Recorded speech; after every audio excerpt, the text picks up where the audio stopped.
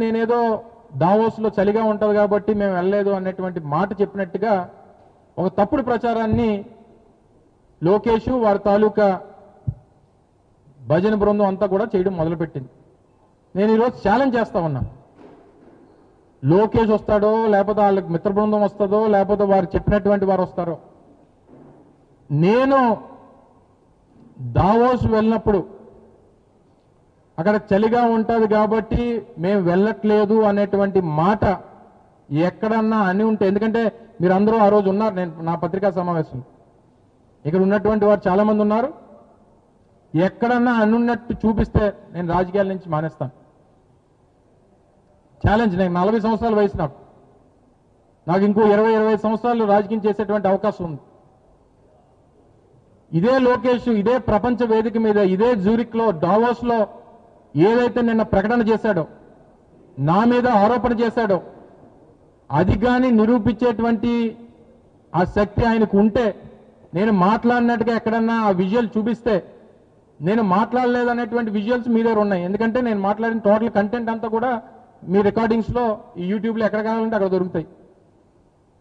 నేను ఆ మాట అన్నట్టుగా ఎక్కడన్నా చూపిస్తే, ఈ రోజే చెప్తున్నా, ఈ రోజే నా లాస్ట్ డే రాజకీయాల్లో.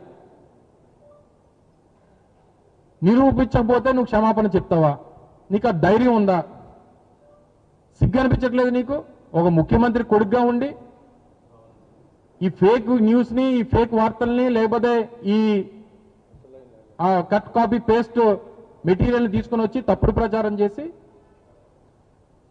నువ్వు దాన్ని రాజకీయంగా లబ్ధి పొందేటువంటి ప్రయత్నం చేస్తావా? సో వీటన్నిటి కూడా త్వరలోనే సమాధానాలు దొరుకుతాయి. మీరు చేసినటువంటి పాపాలు, మీరు చేస్తున్నటువంటి అన్యాయాలు, అక్రమాలు, ప్రజలకు చేస్తున్నటువంటి అన్యాయం అంతా కూడా ఈ 2 సంవత్సరాల్లో ప్రజలు తెలుసుకున్నారు.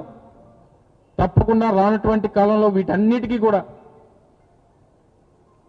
జవాబు ప్రజలు ఇస్తారనేటువంటి విషయాన్ని మరొకసారి ఈ సందర్భంగా తెలియజేసుకుంటూ, వెళ్ళిన పని చూసుకొని రావాలి. రాష్ట్రం కోసం, రాష్ట్ర భవిష్యత్తు కోసం, రాష్ట్ర అవసరాల కోసం మీరు వెళ్ళినటువంటి పనేంటి, మీరు చేస్తున్నటువంటి పనులేంటి? సో దయచేసి ఇప్పటికన్నా ఈ పనికిమాలిన మాటలు మానేసి, ఈ పనికిమాలిన ఈ ఆరోపణలు మానేసి, మీ గురించి మీరు డప్పు కొట్టుకోవడం మానేసి, మీ గురించి మీరు భజనలు చేసుకోవడం మానేసి, రాష్ట్ర అవసరాలు, రాష్ట్ర ప్రయోజనాలు, రాష్ట్ర పెట్టుబడుల గురించి బుర్రబెట్టమని చెప్పి మరొకసారి ఈ ప్రభుత్వ పెద్దల్ని మీ ద్వారా ఈ సందర్భంగా కోరుతా ఉన్నా. Thank you.